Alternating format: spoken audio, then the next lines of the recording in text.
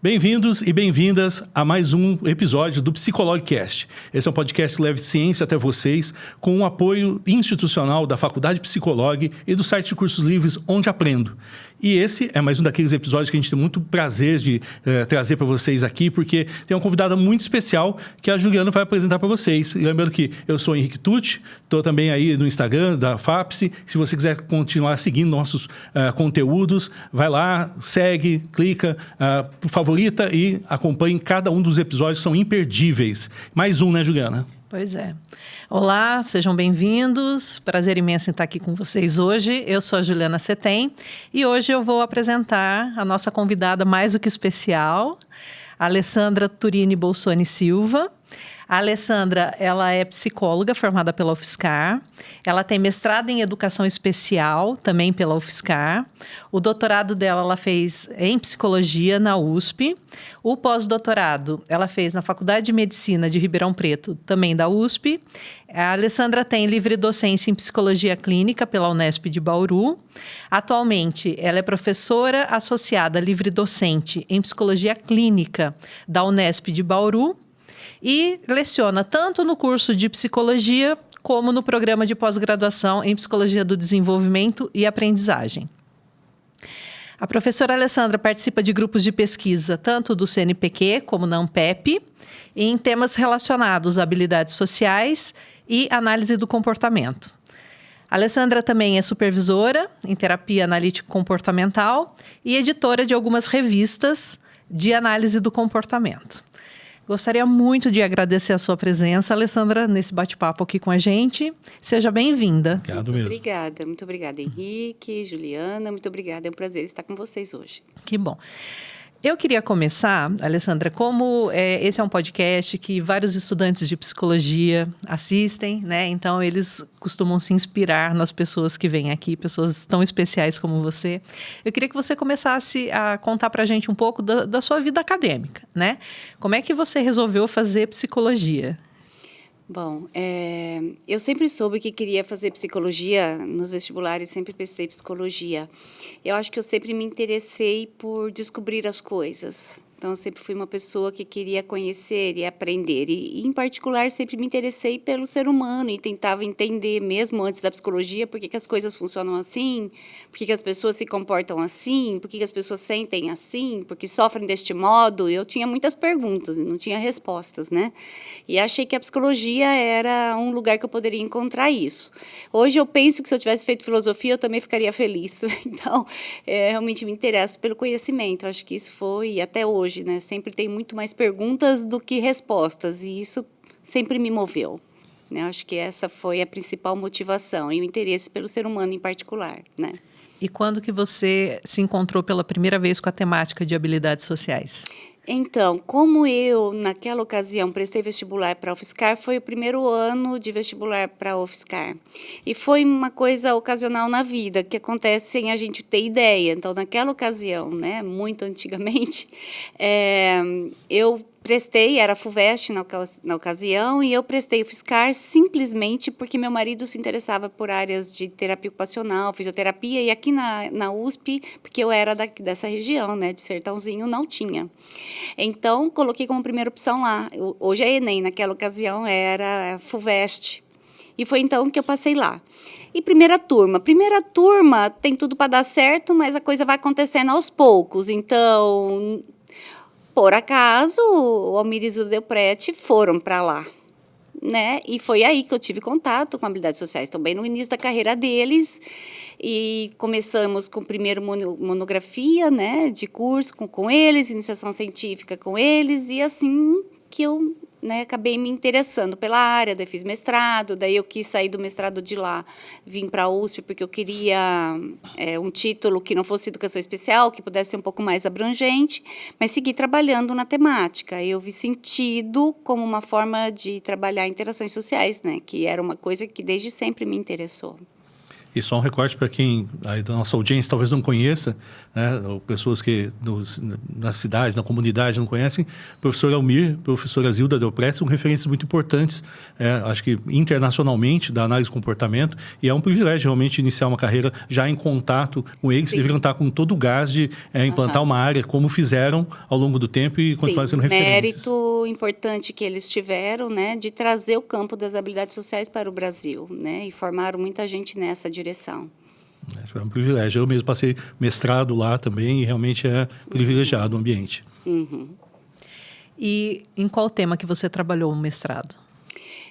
Desde na iniciação científica era mais abrangente, que envolvia escola, mas já na monografia eu trabalhei com parentalidade. Então, desde sempre, né, que eu trabalho e me interessava por problemas de comportamento e parentalidade. É algo que depois foi abrangendo. Hoje eu tenho muitos programas que não são só de parentalidade, mas o interesse pela parentalidade e o comportamento infantil foi desde a graduação. Então, aí a gente fez um grupo, né, de habilidades sociais, foi o primeiro, até onde eu tenho notícia, em treinamento de habilidades sociais com essa população. E o curioso é que, ao final do grupo, a gente publicou e tudo, os pais diziam que tinham aprendido e muitos indicadores melhoraram mesmo. A gente publicou numa revista boa e tudo. Mas eles diziam que nem sempre eles conseguiam ser positivos com os filhos. Por mais que eles soubessem que não deveriam usar de práticas negativas, como brigar ou bater para educar, ainda que eles tivessem aprendido sobre isso, eles nem sempre conseguiam se autocontrolar. Falei, bom, então falta alguma coisa. O campo das habilidades sociais, ele trabalha no campo da psicologia de uma forma eclética, dada a sua história, né, de uma forma eclética, em diferentes abordagens teóricas. Então, naquela ocasião, ainda que tivesse um viés para análise do comportamento, alguns pressupostos que eu vinha conhecer, ampliar na sequência, quando eu estagiei com o professor Hélio Guilhardi, que eu fiz estágio em clínica em Campinas, porque não tinha clínica também na época, na UFSCar ainda. E uma série de pressupostos que eu já vinha estudando com o professor Júlio, a professora Deise, que a gente vai aplicando isso na clínica, e eu fui percebendo que faltava, que poderia incluir no grupo. E foi aí a minha história com o primeiro Promove que surgiu, porque eu terminei esse grupo e até o mestrado, eu queria seguir na intervenção, eles disseram, olha, vamos tentar entender melhor essa população, e eu fiz um estudo de caracterização de habilidades sociais, que daí a gente denominou de sociais educativas naquela ocasião, acho que foi por ocasião do meu mestrado que surgiu o termo, né? E fomos entender um pouco melhor como eram essas interações. E no doutorado eu segui também estudando, porque ainda ficaram pendências, como uma boa pesquisa sempre deixa perguntas. Pois bem, aí em 2001, quando eu entrei na Unesp para dar aula, e também entrei no doutorado simultaneamente, foi pedido que eu tocasse estágios de formação para os alunos de último ano, em grupo, porque já tinham individual. E então, eu falei, bom, uma boa ocasião para eu aprimorar esse programa. E foi então que eu incluí outras coisas, ampliei, né? E desde então eu venho trabalhando e aprimorando, né, este programa, no caso, que a gente denominou depois com o tempo de Promove Paz, e que foi um embrião para outros Promoves que depois também a gente abriu, né? E o problema foi resolvido?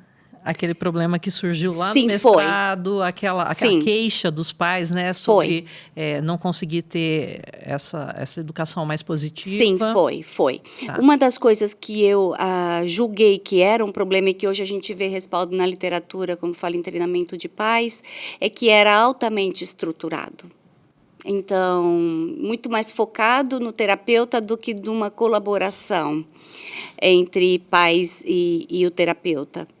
Essa é uma das coisas que eu fui mudando a partir de conhecer o modelo da Webster Stratton, mais profundamente, que eu já havia conhecido no mestrado, quando ela traz um modelo colaborativo, né, em que tanto o terapeuta quanto os pais têm que fazer parte do processo. E uma outra coisa foi usar as medidas de pré-intervenção como um componente importante para o programa. O que quer dizer?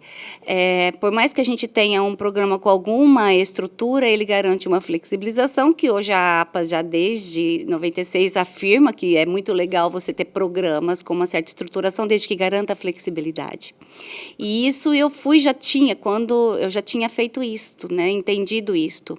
Então, a gente tem uma formulação de caso prévio com objetivos de cada pessoa, mesmo que o atendimento é em grupo, pode ser individual, mas ainda que eu tenha uma estrutura prévia, ele é ajustado às demandas da pessoa.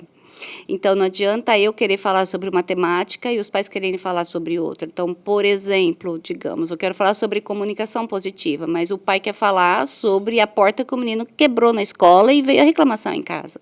Então, o meu desafio é conseguir falar sobre a porta, entender com esse pai por que dessa porta quebrada, o que aconteceu, motivou provavelmente essa criança ou esse adolescente a agir deste modo e como que eu estou trabalhando hoje pode lhe ajudar tanto a resolver essa questão quanto a prevenir novas questões. E de uma forma mais ampliada, não só o problema em si, mas também, por isso promove. Então, é o sentido de não focar só no problema, mas ampliar para outros contextos. Porque o que a gente foi vendo também, ao vasculhar essa literatura de treinamento parental, é que boa parte dos programas dão aula aos pais, primeiro. Altamente estruturado, segundo. Terceiro, pouco ajustado às demandas deles, portanto, dificuldade de adesão. Eu não tenho dificuldade de adesão, eu tenho dificuldade que os pais cheguem na prevenção, mas quem chega raramente evade, porque eles relatam que se sentem parte daquilo. E mais que isso, não focar só no problema. Muitos programas ensinam os pais a como manejar comportamento problema.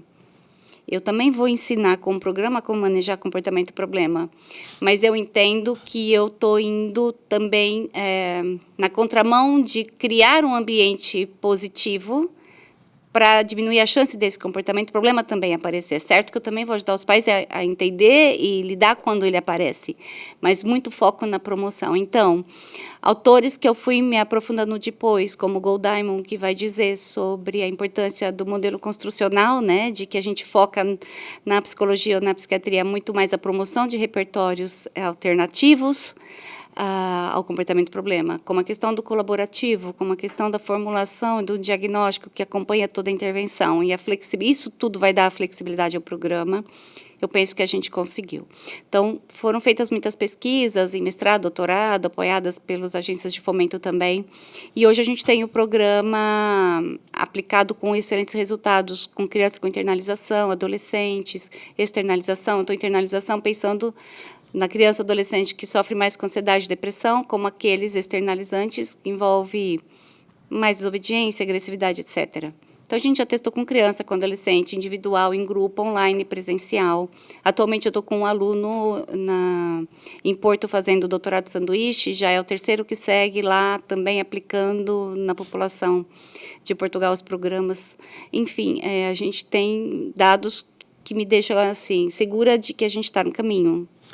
Eu acho que é inegável e facilmente observável o volume da tua produção. Você é altamente produtiva, já foi reconhecida, né, em todos os contextos nesse sentido. Mas eu sempre lembro de um artigo em especial, por conta de que, acho que foi um dos primeiros que vi, né, e também olhando, né, os indicadores deles, é altamente referenciado, tem um impacto grande, que é o de 2002 com a Edna, né, que é o Práticas Educativas e Problemas de Comportamento, uma análise à luz das habilidades sociais, não é? Uhum. Quer dizer, ali em 2002, eu estava indo para a Unesp, e quando eu vejo hoje, né, esse artigo, eu fiquei pensando assim, nossa, será que a Lê tinha uma visão já clara dessa construção a longo prazo? Porque tem muita coerência na tua produção. Como que foi a história desse artigo e como que isso foi evoluindo? Então, a história desse artigo é o seguinte, eu queria, como eu não tinha feito o aprimoramento do programa no mestrado, eu segui com essa ideia no doutorado. E a professora Edna, muito sabiamente, disse, não, vamos estudar um pouco mais. Só que eu já tinha toda uma revisão de literatura sobre intervenção. Eu falei, bom, eu tenho tudo isso aqui, o que eu faço? Ela falou, vamos escrever um texto. E a história desse artigo é exatamente isso, foi tentar ajustar naquilo que eu tinha compilado na época. E são coisas que eu compilei naquela época e que simultaneamente ao doutorado, literalmente simultaneamente ao doutorado, eu já fui aplicando no aprimoramento do programa, uma vez que eu fazia o doutorado e já tinha entrado na Unesp e tinha supervisionar os alunos. Então, foi algo que eu não fiz no doutorado, mas fiz na prática, né? Exato. Né? E logo consegui financiamento da FAPESP, consegui enxugar o programa, fazer o financiamento da FAPESP, que inclusive a Edna ajudou depois na publicação, saiu na Interamericana. Então, ali foi o primeiro já num programa já estruturado, né? E depois a gente foi aprimorando, aplicando com outras populações, etc. Uma história bem bacana, é um artigo da qualidade técnica, também muito bem escrito, acho que também isso facilita muito o quanto ele foi professora, muito bacana. Eu passei por pessoas que me ensinaram bastante coisas, né? E a professora Edna foi fantástica, né?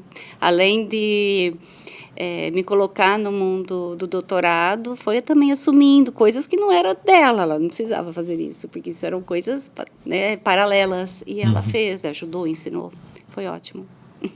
Bacana. Pensando no Promove, né, os grupos que vocês têm sobre as práticas educativas, queria que você falasse um pouquinho como que as práticas educativas positivas e as negativas das mães ou das cuidadoras, né, conseguem influenciar diretamente as habilidades sociais dos adolescentes.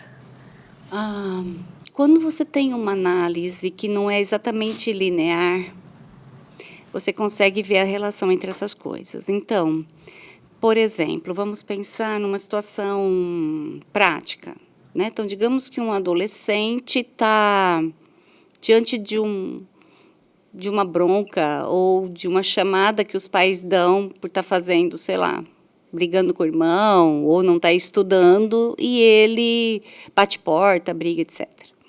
Não dá para negar que as pessoas são diferentes, né? Algumas pessoas, o pai dá um limite e ela entende e segue. Outras têm mais dificuldade, né? Então, especialmente adolescentes ou crianças que trazem consigo já um diagnóstico de TDAH ou de oposição, né? Porque são pessoas que têm mais dificuldade de se regular, têm mais dificuldade de lidar com as questões. E quando a gente rastreia a literatura, o que a literatura mostra é que essas crianças ou adolescentes acabam sendo punidos, né? Ou recebem mais práticas negativas dos pais do que as outras, porque eles são mais difíceis de regular. E, de fato, eles exigem dos pais bastante coisa. Então, outro autor que eu não tinha citado aqui, mas que eu vou citar, que é o Patterson.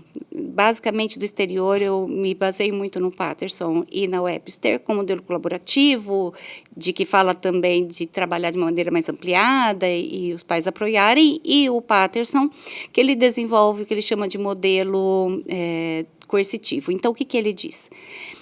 E ele tem um campo, né, hoje falecido, mas tem um campo muito grande de publicação, especialmente em meninos antissociais. E ele diz que nas relações familiares, com essas crianças meio que inverte, do tipo, a criança grita no fim do dia e o pai obedece.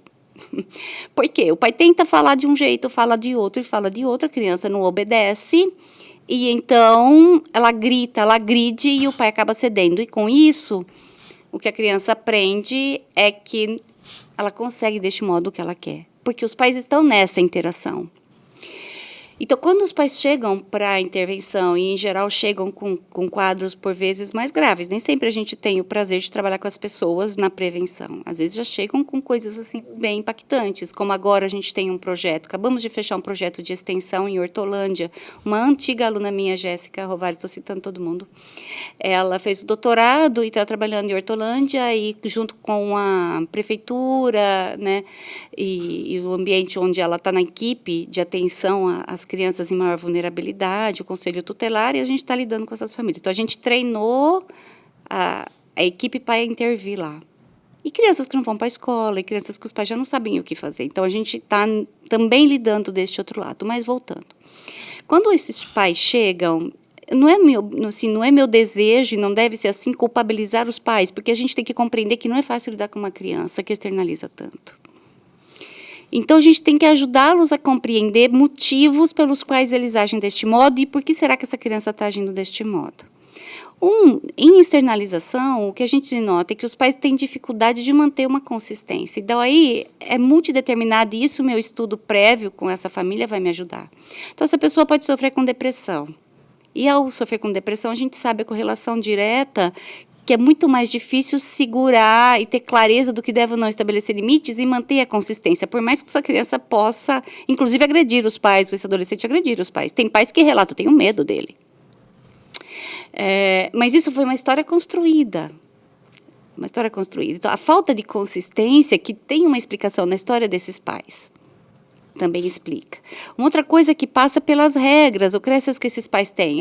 Meus pais me bateram a vida toda e funcionou bem. Eu sou uma pessoa ajustada. Mas aí eu busco também dizer assim, eu ainda não respondi a sua pergunta, mas eu vou chegar lá. Eu busco dizer assim, mas vamos pensar, como é a sua relação hoje com seus pais? E aí eles falam, não, eu vou visitar meus pais por obrigação. Tá bem, então qual é a relação que você quer ter com seus filhos no futuro? É o preço que você vai pagar agora. Está disposto? Eu te ajudo. Então, você tem que trabalhar em colaboração. Sempre tendo as perguntas de reflexão, nos meus programas, ela é o norte, que é o que vai produzir maior autoconhecimento e ajudar o pai a pagar o preço, porque vai envolver muito autocontrole. A sua tendência é ceder e se resolver ali na hora. Não é fácil se acalmar e saber o que dizer e regular o comportamento da criança ou do adolescente. Então, como que há uma relação direta? Como você estava perguntando. Então, se você tem uma clareza e de uma clareza maior, você vai fazer perguntas interessantes do tipo, não só o que os pais fazem na hora que a criança externaliza, mas o que ele faz em outros momentos. Se ele externaliza por um motivo. Por que eu estou chamando a atenção na externalização? Porque, em geral, o que mais motiva. Raramente os pais ou os professores indicam crianças ou adolescentes que estão quietinhos lá, ansiosos ou deprimidos, porque esses, em geral, não dão problema. Mas a gente tem, muitas vezes, a comorbidade entre a criança com externalizante e internalizante junto. Mas, pois bem, se eu pergunto o motivo pelo qual ele está agindo assim, eu tenho várias possibilidades. Em geral, as pessoas dizem assim, está fazendo birra porque quer atenção. Nem sempre. Pode estar fazendo birra porque quer atenção. Pode estar fazendo birra porque tem dificuldade de regular a emoção, sobe o sangue muito fácil, até por essas diferenças individuais que cada pessoa tem. Pode ser porque ele está diante de uma tarefa difícil e, ainda mais nos dias de hoje, do neném, né? Qualquer coisa é sentida como desprazer e difícil de encarar. E aí as pessoas tendem, pode ser, a não querer fazer aquilo e, ao externalizar, resolve e se livra temporariamente daquele problema. Então, a primeira coisa é descobrir por quê. A segunda pergunta interessante é o que se faz nessas horas. E a terceira pergunta interessante é como que você vai dar atenção para o seu filho que não nesses momentos? Como você vai ensiná-lo a se regular que não nesses momentos? Como você vai melhorar a interação com ele, de forma a criar uma comunicação aberta e ele se sentir à vontade para conversar e trocar ideias com você, que não nesse momento que ele está, né, fora de si. E aí entra a comunicação positiva. Então, quando eu estou lidando com os temas do programa, como comunicação, afeto, estabelecimento de limites, etc., eu tenho sempre dois parâmetros. Primeiro, eu quero ajudar os pais a compreender o que está acontecendo, ajudá-lo na resolução de problemas. Mas, ao mesmo tempo, eu estou tendo uma análise não só do problema linear, também não linear, no sentido que eu estou relacionando outros momentos que ele interage. E isso eu aprendi com o mestrado e doutorado, com a literatura daqui. Porque quando eu descubro do RE, que eu desenvolvi um instrumento, né? A partir do doutorado, já tinha o embrião no mestrado. Eu avalio a interação social e descobri padrões específicos de pais e adolescentes que tinham crianças com e sem problemas de comportamento. Assim, que vai para além de uma birrinha, né? Quando você diz que uma criança tem um indicador de problema de comportamento, você tem um instrumento por trás que te dá um ponto de corte e diz, até aqui está dentro do esperado, a partir daqui está um pouco mais.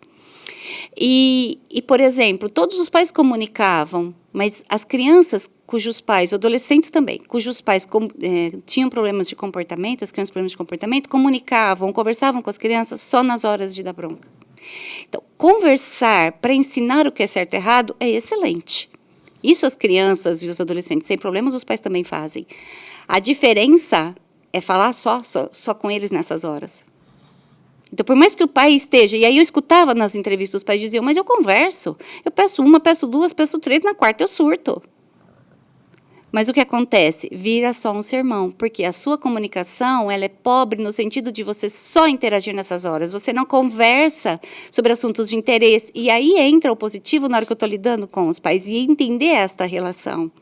De que se a pessoa precisa de atenção, você pode dar em outros momentos, ela não precisa externalizar para conseguir. Inclusive, não é a hora de você fazer isso, porque inadvertidamente você está fortalecendo o comportamento, sem saber que está fortalecendo.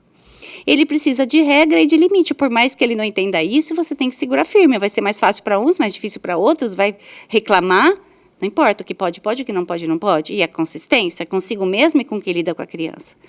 E aí, você abre um outro lugar. Por exemplo, a mãe ou o pai sofre com depressão, ou com ansiedade, ou dificuldade de controle de impulso, né? Que tem problemas no trabalho, traz para casa. E aí, você não garante a consistência. E é por isso, então, que você tem uma criança que vai externalizar. Ou a mãe age de um jeito, o pai de outro, o pai age de um jeito, a mãe de outro. A criança aprende o que pede para cada um, porque ela quer tudo, se puder, vai querer fazer tudo com o menor esforço possível. E aí, então, você vai abrindo, e isso numa avaliação prévia você teria que estar sondando, e a gente sonda. Indicadores de saúde mental, indicadores de conjugalidade, porque a depender do tamanho da dificuldade que essa pessoa tem, ela nem é indicada para o grupo, porque não vai lhe ajudar. Porque ela vai precisar de um outro tipo de atendimento. Pode ser até que eu use o programa no atendimento individual como um componente de uma intervenção mais abrangente, que vai lidar com a depressão, com o controle de impulso e com a conjugalidade e outras questões. Mas só o grupo claramente não vai dar conta.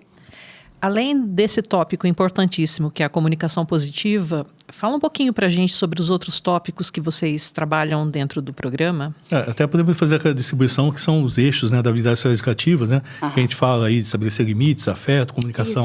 Exato. O programa tem 14 sessões, mas pode ser a mais, a gente já testou a menos também. Então, 3 grandes eixos. Então, a comunicação, afeto e limites. E para cada um deles, a gente está preocupada, tanto em resolução de problemas, quanto ampliação das interações positivas. É como se a cada sessão, com um tópico, a gente estaria construindo um tijolo numa casa. A gente espera que, ao final, sabendo essas coisas todas, vai resolver as questões. E, empiricamente, a gente descobre que sim. A depender de cada pessoa, com o nível de entrada dela, a gente vai levando, né? O afeto é curioso, porque quando a gente trabalha com pessoas que têm ou não dificuldade, com a criança que tem ou não problemas, então, por mais que a gente esteja com a criança ou com o pai, a gente está sempre vendo a interação. E o que a gente vê? Padrões, famílias cujas crianças têm dificuldades de interação ou problemas de comportamento, eles também são afetuosos, eventualmente, mas com menor frequência. Então, o nosso objetivo aí é ampliar esse afeto. E vem junto uma série de regras que é bem da nossa cultura. O afeto estraga. E aí você tem que desconstruir. Não é o afeto que estraga, é o afeto na hora que a criança apronta, o adolescente apronta. Né? Porque a gente vê pais, por exemplo, que desregulam, se arrependem, mas não são capazes de pedir desculpas e depois vão e dão um afeto. É como se a criança ou adolescente aprendesse que para ter o afeto de uma maneira inconsciente tem que passar por esse padrão antes. Agora, os pais querem que as crianças aprendam a se regular e exigem deles, mas nem sempre eles se regulam. Os pais querem que as crianças aprendam a pedir desculpas, pois eles nem sempre pedem. Então, a gente lida com isso no sentido de quebrar certas formas de pensar com dados concretos, de mostrar o que é que traz a dificuldade e não o afeto em si, tenta ampliar isto. Um outro ponto que a gente lida no programa é sobre os direitos humanos, porque a gente quer que eles entendam que os filhos também têm direito a ser ouvidos, porque a gente quer chegar mais próximo de um padrão habilidoso, não de autoridade sim, mas não de autoritário. E muitos pais têm dificuldade com isso, porque acham que o padrão é eu mando, ele obedece. E não dá essa comunicação, o sentido de que o outro também tem o direito de dar uma opinião, e às vezes é possível negociar. E entender, os pais entenderem na vida deles o que eles têm que manter o limite, que realmente é fundamental, tendo a psicologia do desenvolvimento como importante. E o que dá para ceder, o que dá para negociar, ou quanto você vai, então, abrir mão dessa autoridade para ter uma relação bacana, próxima, para que ele possa conversar com você antes de procurar informação fora, e que isso é construído. E em limites, a gente vai trabalhar com uma série de coisas. Então, a ideia é instrumentar os pais, já trabalhamos, né? De algum modo, você, quando ensina limites, você também está trabalhando antes, quando você ensina expressar sentimentos que você não gosta, quando você pode gritar, ou você pode dizer, não gosto disso que você faz. Né? Quando o adolescente ou a criança volta depois, eu falei, tá bem, você está me pedindo desculpas, beleza, te desculpo, seguimos em frente, mas aquilo que você fez não está certo. Nunca vou dizer que está certo, porque não está por causa disso. E poder conversar. Pedir mudança de comportamento, de um jeito bacana, lidar com críticas, no sentido de que você faz crítica, mas também você pode ouvir, mas ouvir não quer dizer qual é o problema de admitir que errou, o que está por trás. Então, todo o tempo a gente está lidando com as interações de uma maneira colaborativa, trazendo a história deles, para que eles compreendam, e ainda deixando em aberto, né? Então, recentemente, uma mãe dizia assim, não, mas você acha que eu estou certa? Porque ainda tem isso, a comunidade pune. Não, porque eu estou nesse caminho, e minha mãe e minha filha diz que eu estou estragando a pessoa, que não sei o quê. Eu falei, olha, as verdades são relativas, existem muitas verdades. Mas estou segura que este caminho é um caminho que tem apoio na literatura, na ciência, mas é óbvio que a tua vida, você faz tua escolha. Né? Então, no sentido de trazer a corresponsabilidade do processo. Você não precisa me obedecer, a gente está batendo um papo aqui. A gente está tentando encontrar juntos saídas pelo seu problema. E eu estou lidando com a questão da interação com a filha, mas está aparecendo a irmã, está aparecendo a outra filha, está aparecendo uma comunidade externa que está punindo. Então, faz como? Nossa, mas então, vamos pensar como você se sente hoje, como você se sentia quando você chegou. Nem comparar. Mas então, os nossos sentimentos dizem alguma coisa. Né? Ah, mas então, as pessoas não sabem toda a história. O que você contou para mim, você não contou para as outras pessoas. Então, quer dizer, você vai ajudando a pessoa a ampliar a visão de mundo. E a escolha, no fim do dia, é dela. Ela sabe sobre o filho e ela sabe sobre as escolhas. Como pode chegar e falar, não, isso aqui eu não abro mão, tudo bem. O que eu posso fazer é botar as cartas na mesa. Provável que aconteça isso ou aquilo. E depois a gente vê. Né? Então, o nosso jeito de trabalhar é assim, diferente de dar aula para os pais, eu sei o conteúdo e te digo. E a gente tem livros, a gente dá para eles lerem, com algumas dicas, e eles leem antes. Chega na hora, a gente vai debater o tema a partir do que você leu ali, vale para você de que maneira você acha que cabe na tua vida. Do que você acha que cabe, por que motivo, o que você acha. E assim a gente vai construindo passo a passo, de forma a melhorar as interações e instrumentalizar os pais a resolver os problemas que eles trazem. Bom, então a gente estava conversando um pouquinho sobre o uso de tela, o manejo do uso de tela tanto por professores como pelos pais, né?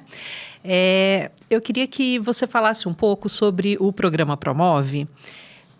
A gente tem psicólogos, tem alguns profissionais que teriam interesse em aplicar o programa todo ou parte do programa. Como que essas pessoas poderiam ter acesso, né, ou um treinamento ao programa Promove? Bem, o programa ele é de uso livre, ele é comercializado pela editora Rograph, ele não precisa de certificação, mas eventualmente as pessoas entram em contato comigo ou com os meus alunos, né, via Instagram. A gente tem um grupo de pesquisa chamado GPAcase, ele está no Instagram, e lá as pessoas podem ter acesso a muito material. Nós também temos o LADES, que a gente faz parte também deste laboratório da universidade, em que lá as pessoas também podem ter acesso aos links de compra destes programas, né? Porque também tem o Promove Universitário, o Promove Crianças, né? Nós também temos pesquisa sobre o Promove Saúde da Mulher, o Promove Professores, e lá vai encontrar algumas webinars vinculadas à Rograph e também um primeiro capítulo disponível, então elas podem entrar em contato lá para se informar melhor, como também, se jogar um nome pela internet, vai encontrar as publicações, né? E a gente fica à disposição para oferecer algum tipo de apoio, caso as pessoas desejem e precisem, né?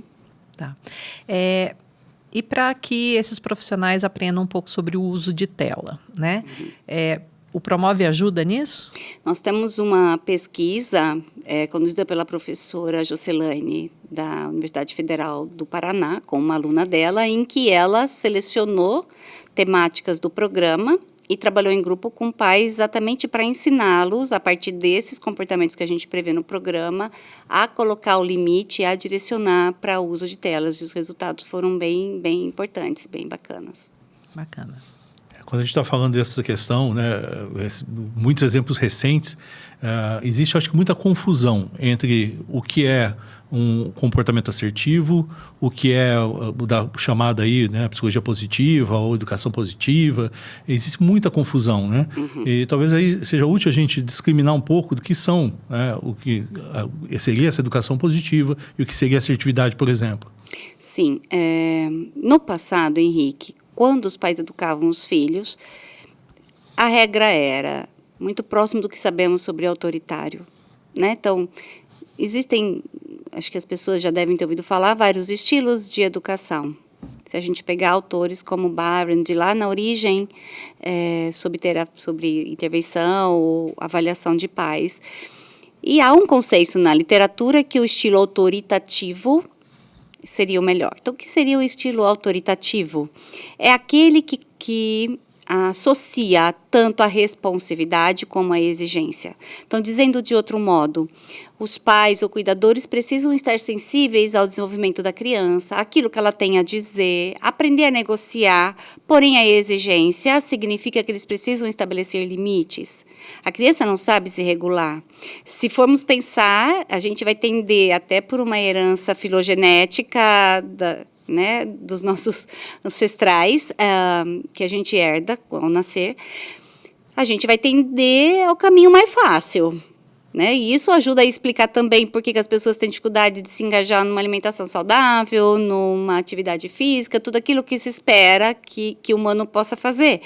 Porque lá no passado isso tinha um valor de sobrevivência, hoje não se tem mais. Então, só indo um pouco lá longe para voltar, na época dos nossos ancestrais, eles tinham que colher e só comiam coisas saudáveis, eles tinham que colher, era carne, era o legume, ou era as frutas que eles achavam no ambiente, depois passaram a cultivar, mas já não existia nada ultraprocessado, não existia nada que lhe desse só o bem-estar, envolvia o esforço e envolvia uma alimentação saudável.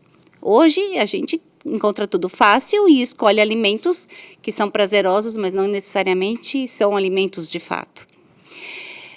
E se a gente vai para a parentalidade, então o autoritativo seria o melhor. O autoritário é o que a gente comumente foi educado e o que era do passado. Então, quando eu li, no início, quando eu fui estudar sobre essas coisas, lá antes do mestrado, eu li, se não me engano, era a tese de livre docência da professora Biasoli aqui, que ela faz, até a década de 80, eu acho que é onde ela fez uma análise sobre os estilos de parentalidade. E aí, o que ela discute lá e outros autores vêm discutindo também? Se sabia o que fazia. O pai mandava, o filho obedecia, pronto, acabou. Então, a responsividade não existia. As pessoas bastavam dizer. A gente vai escutar nossos pais, nossos avós, bastava olhar, eu já sabia que não podia. Claro, era muito perigoso não obedecer. E isso trazia também dificuldades, gente com dificuldades de ansiedade, por aí afora. Perfeito. Então, tá bom, não é um bom modelo. Só que aí, então, isso não é legal. Mas o que você põe no lugar? Então, historicamente, os pais passaram a ser muito permissivos. Então, a gente vai para o outro estilo, que já se sabe que traz problema, que é o indulgente. Onde a criança pode fazer tudo o que ela quer. Eu não boto um limite. Por isso que eu digo, no dia de hoje, você vai botar um limite daquilo que importa, a criança surta, o pai recua. Porque é difícil lidar com a externalização. Mas se aquilo não pode, não pode. Você vai ter que dizer, você se acalme, não vai fazer. Ou você não quer fazer tal coisa, mas precisa, sinto muito, a vida não é fácil, você tem que fazer. Eu estou aqui para te ajudar, mas não vou dizer para você que é bolinho, porque não é, e não é, nunca vai ser. E com isso, os pais estão educando os filhos, que seria o estilo autoritativo, a desenvolver repertório, desenvolver condições para lidar com a vida lá fora, que não é fácil. Então, retomando, os pais sabiam o que fazer. Era prejudicial para a criança que não tinha espaço, mas ela obedecia. E é isso que a gente discute das pessoas que chegam para a gente. Mas eu me tornei uma pessoa bem. Há pesquisas, que já até antiga, eu estou lembrando do professor William Gomes, em que ele avaliou adolescentes e que você olhava e via o tipo de estilo, eles respondiam, não o instrumento da professora Gomide, sobre o estilo de vida que eles viveram. Não vou me lembrar o nome do artigo. E aí as pessoas que tinham passado por um estilo autoritário eram extremamente competentes, porém elas não se viam como competentes. Portanto, eu escuto os pais dizendo, deu certo aqui, do lado emocional já não. Mas o que os pais vão ensinar no lugar depois? Eles vão ensinar, então eu vou deixar fazer tudo. Pronto, aí você cai para o outro extremo, em que as crianças não aprendem a lidar com frustrações nenhuma que inerente da vida. Os pais criam ela para viver num ambiente que não existe. Aí basta tirar uma nota baixa na escola, ou basta uma criança que é amigo resolver ficar com o outro, pronto, o mundo acaba. Por quê? Não aprendeu a lidar, então não está preparando a criança para a vida, né? Então, isso é muito diferente de uma educação positiva. A educação positiva, no meu modo de ver, é se aproximar desse estilo autoritativo, em que a criança tem o apoio, não é simplesmente faz porque eu mando, faz porque isso precisa. E qual é o crivo para o que precisa ou não? A psicologia do desenvolvimento, que você quer adultos que sejam capazes de resolver problemas, porque vão encontrar problemas. E de um jeito que saiba como fazer isso para não criar outros problemas. E vai passar, obviamente, pelo limite, que você vai pôr o limite de formas diferentes. Você pode mandar e ele obedecer, que é o que você sabia fazer. Ou você pode tentar mandar e ele não obedecer e você ceder, que você vai, então, para o indulgente. Ou, então, de uma forma assertiva, disso pode, isso não pode. E eu acho que isso é bem importante, porque os pais não sabem muito bem, nos que a gente trabalha, o que pode e o que não pode, né? Então, pode dizer que não gostou de uma coisa que você falou? Não, ele não pode. É por quê? Pode bater no irmão? Não, não pode. Então, veja, você já tem um nível diferente, né? Pode deixar a toalha molhada na cama? Não, não é legal. Mas entre deixar a toalha molhada na cama e bater no irmão, o que é menos pior? Por onde você começaria? Então, outra coisa que muitas vezes, não, ele não ajuda a fazer nada em casa, tá bem, mas quando ele não faz, o que você faz? Eu faço por ele, porque eu peço 2 vezes e não faz, então, bom, ótimo, ele está bem bom. Mas é difícil para você dizer para ele insistentemente que ele tem que fazer tal coisa. Isso exige um grande esforço dos pais, mas se você quer que ele aprenda, esse é seu caminho. Uns filhos são diferentes de outros filhos, ou você fala 2 vezes, vai e faz, ou no dia seguinte nem precisa falar. Outro você vai ter que falar 1000 vezes. Então, essa flexibilidade, entender o que realmente importa, sempre pensar na psicologia do futuro. É positivo você ser afetivo, é positivo você ser responsivo, é positivo você ouvir o que o filho tem a dizer, negociar, no sentido do que dá para ceder, porque negociar não é simplesmente eu mandar ele obedecer, ou ele mandar eu obedecer. É algo que não é confortável absurdamente para os 2 lados. Negociar, eu cedo um pouquinho, o outro cede um pouquinho. É como se eu encontro um meio termo, que não fica 100% para nenhum dos 2, mas que fica numa situação razoável para os 2. Você quer sair? Você quer sair. Ah, mas eu quero sair, não quero falar onde eu vou, nem com quem, nem falar a hora que eu volto. Sinto muito, você vai sair. Mas eu vou te levar, vou te buscar, eu vou saber com quem você vai voltar. Estou pondo o limite, mas também estou responsiva à necessidade da pessoa. E se me largou esperando sem notícia, está errado. Se você continuar deste modo, da próxima vez eu não posso te deixar ir. Porque é perigoso, por causa disso, não é porque eu estou te mandando. É porque realmente é perigoso. Eu tenho que saber o que está acontecendo com você. Eu estou conversando, não só impondo. Né? Então, acho que é isso. Você deixou muito clara essa diferença entre o autoritativo e o autoritário. Realmente deu para a gente identificar claramente as diferenças. E aí eu me recordei de uma situação que eu e a Juliana estavam aplicando um treinamento numa comunidade próxima, falando sobre o básico, né, com o reforçamento e punição. E aí as questões, né, de Seligman e também Skinner que falavam muito isso, como você disse, né, às vezes para o pai temeroso e prefere proibir tudo porque acha que está só protegendo, mas realmente está limitando o repertório, né? Então a punição aí tem os efeitos, ela funciona muito rapidamente, mas ela tem alguns efeitos deletérios, alguns efeitos colaterais muito importantes. Pode colocar o adolescente em risco no sentido de que vou sair de casa o quanto antes para me livrar da punição, só que ele talvez não tenha o repertório, que ele aprendeu a obedecer, mas não aprendeu a como lidar com os problemas do mundo de qualquer modo. Exato. E nisso tudo a gente chega nesse ponto que você falou. O mais importante disso tudo é a presença dos pais. Né? Não basta botar no mundo e de vez em quando à noite dar um oi e assistir um futebol junto. Os pais precisam estar ali acompanhando, sabendo o que está acontecendo, conversando, para ter essa oportunidade de interação e criar situações que vão ser atendidas. Porque isso eu acho que eu vejo muita dificuldade das pessoas hoje de estarem presentes para educar seus filhos. Né? Terceirizam tudo, né? Terceirizam tudo, e não é por aí. Você pode pedir ajudas aqui, mas o que é do pai ou é da mãe, e esse monitoramento, ele é importante. Né? E os filhos não querem, ainda mais nos dias de hoje. Mas eles precisam aceitar porque não adianta. Os pais não podem abrir mão disso, porque senão eles ficam com muito em risco. E acho que os desafios para os pais hoje é pior do que do antigamente, porque antigamente eu falo, bom, se eu tivesse que sair para ir na casa de alguém, minha mãe sabia onde eu estava. Hoje eles estão fechados no quarto, eu não sei o que está fazendo. Eu não sei com que eles estão conversando. Né? Então, eu acho que é muito difícil. E se você não tem esse ambiente que você cria de oportunidade para que a pessoa possa trocar uma ideia, é lógico que nem tudo que os pais vão dizer as pessoas vão querer, porque vão querer sempre o menor esforço. Né? Mas, enfim, eu acho que é um desafio, não é simples de educar filho. Eu acho que é uma das coisas mais difíceis, eu digo por mim, de tudo na vida, eu acho que é uma das coisas mais difíceis que eu enfrentei e que enfrento, porque é a cada dia de você ser responsivo à necessidade do outro, mas também botar o limite, e na hora de você botar o limite, por mais cuidadoso que você seja, se o outro não quer ouvir uma crítica, vai reagir, e você tem que estar com clareza de que você está no caminho e lidar com esse aversivo, porque não é fácil para o pai ouvir a criança brigando até ela se acalmar. Então, eu entendo quando os pais deixam quieto, mas no futuro o preço é alto. Importante isso, sim.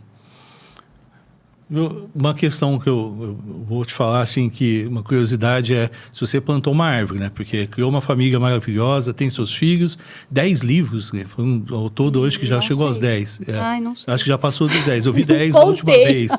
E são muitas contribuições que eu percebo da tua produção exatamente nesses programas de intervenção.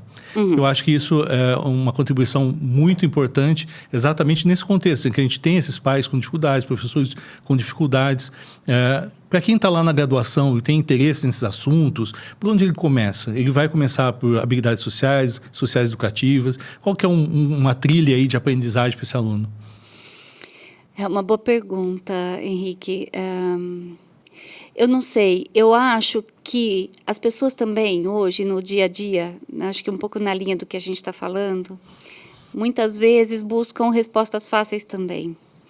E o que eu faço, o que eu não faço, como situações fáceis. Eu procuro ensinar meus alunos a pensar. Então, eu acho que a teoria ela é bem importante. Eu acho que é bem importante. Eu acho que quando nas minhas aulas, as pessoas que passam comigo na graduação, pós-graduação, ou no estágio, eu acho que estudar é importante. Então, você pode criar o seu próprio programa, porque, como eu estava dizendo, cada programa é para algum tipo de perfil. Você pode aplicar para quem não tem um perfil. Se você só aplica uma técnica, pode ser que você não encontre o resultado, porque aquela técnica pode não ser o essencial para a sua área ou para aquilo que a pessoa está precisando. Então, eu acho que fundamental é saber o que está fazendo. Eu não sou contra ecletismo em termos de técnica, mas eu acho que ecletismo conceitual é um problema. Porque, por vezes, você diante da mesma situação, se você está com um tipo de pensamento, enquanto teoria que regula o que você faz ou você pensa, vou te dar caminhos completamente diferentes. Exato. Né? Então, eu acho que ser forte naquilo, na abordagem que você escolheu trabalhar, estudar bem aquilo ali, e aprender a fazer uma boa avaliação, falando em psicólogo agora, né? Fazendo uma boa avaliação diagnóstica daquela pessoa em particular, você vai saber qual é o melhor tratamento para aquela pessoa. Pode ser o promove, pode não ser o promove. Pode ser o promove associado com outra intervenção. Como, por vezes, a gente usa coisas do promove numa intervenção de multicomponente, nem usando a mesma estrutura, porque o foco deve ser o seu cliente. Então, os meus alunos vão estudar isso tudo. Então, por exemplo, quando eu estou pensando nos promoves, por que essas sessões destes temas e não outros? Traz a questão das habilidades sociais, mas traz N assuntos ali que é da população em específico que eu estou trabalhando. Então, promove crianças, por exemplo, a gente monta a partir de uma revisão de literatura ampla, não só das habilidades sociais ou da análise do comportamento, estudos que me comparam crianças com esse problema de comportamento e me dizem quais comportamentos diferenciam claramente estes grupos. E é aí que eu monto, porque a história do promove crianças Foi assim, uma aluna me procurou, ela vinha da UEL e disse que queria trabalhar com crianças. Eu falei, não acredito muito que isso vai funcionar de tudo que a gente queria. Eu falei, bom, mas já é para fazer? Então vamos fazer num delineamento experimental. E eu quero avaliar com a pior condição possível. Então, são crianças do grupo dela que tinham problemas de comportamento internalizante e externalizante na avaliação de pais e de professores. Falei, se funcionar com essas, então eu estou convencida de que pode funcionar. E funcionou. Tanto que a gente tem um artigo publicado, tem outro agora, vários artigos publicados, mas os experimentais, já saiu um e tem outro agora na Acta Comportamentalha no Prelo. Mas vejam, as crianças melhoram nos problemas de comportamento, mas não zeram. Quando passam pelos pais, elas zeram. Mesmo sem trabalhar com elas. Para mostrar que realmente é contextual. Então, assim, é interacional, mas é também contextual. Então, por onde os alunos começam, eu não sei. Eu acho que primeiro eles têm que ter clareza da abordagem que eles vão trabalhar e dominar isto. Primeiro. Segundo, o que eles vão trabalhar é a temática X? É depressão? É ansiedade? É o que for? Vai estudar sobre isso. E não é estudar isto nas habilidades sociais ou isto na análise do comportamento, é estudar isto. Em estudos, que a gente também tem uma série de publicações de estudos quantificáveis, né? E com modelos matemáticos, em que eu estou fazendo relação entre variáveis e não estou falando nem de teoria. Porque eu realmente quero ver que variável é preditora, qual comportamento que eu poderia investir, então eu teria feito em outros, e isso é matemática.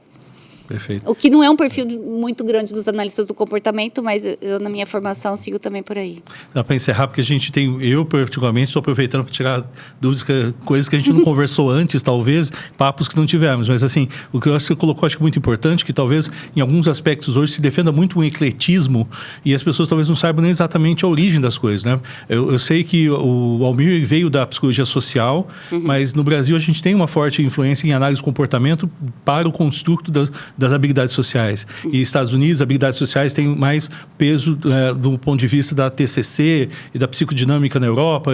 Essa discussão, conhecer essas referências são muito importantes. São muito importantes. E não quando eu lido com a história da psicologia, da terapia comportamental ou das habilidades sociais com os alunos, a gente retoma essa história.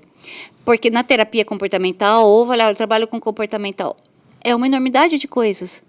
Você pode estar na modelação do Bandura, você pode estar no modelo respondente de dessensibilização e é pura técnica, você pode estar no modelo operante de Skinner, ampliado por uma não linear em Goldheim e Sturm, você pode estar na TCC, você pode estar na terapia cognitiva do Beck e Ellis, e tudo é terapia comportamental. Porém, se você entende que e é meu viés da análise do comportamento. Por exemplo, eu sou do grupo da ANPEP. O que nos une é o estudo das habilidades sociais. Não é teoria, porque lá tem gente que trabalha com Bronfenbrenner, tem gente que trabalha com a cognitiva, tem gente que trabalha com análise do comportamento, tem gente que diz que não trabalha com teoria. Ali a gente está em modelo matemático, por isso todo mundo se entende, porque a gente está ali no modelo matemático, estudando a partir de instrumentos aferidos, o construto, habilidades sociais, enquanto o comportamento que se está observando e alguém relatando. Ponto. Aí cada um vai interpretar nos seus nichos a partir da sua teoria, como eu faço na UFSCar, como eu faço na Unesp, eu já estou há 25 anos lá, né? E outras pessoas vão fazendo as outras abordagens, mas quando a gente está trabalhando junto, a gente está falando dos modelos matemáticos e trabalhando com relação entre variáveis. Então, eu acho bem importante. Quando eu digo para os alunos, existe isso. E tem as contextuais mais recentes. E aí as pessoas dizem, nossa, é tudo a mesma coisa. Assim, não é a mesma coisa.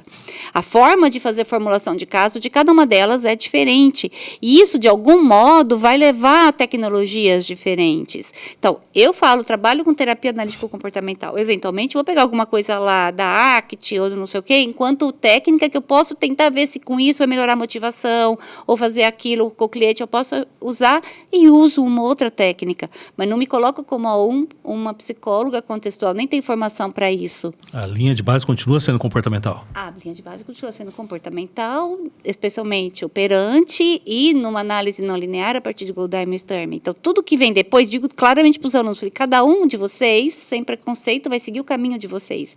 Eu vou ensinar, tem isso tudo.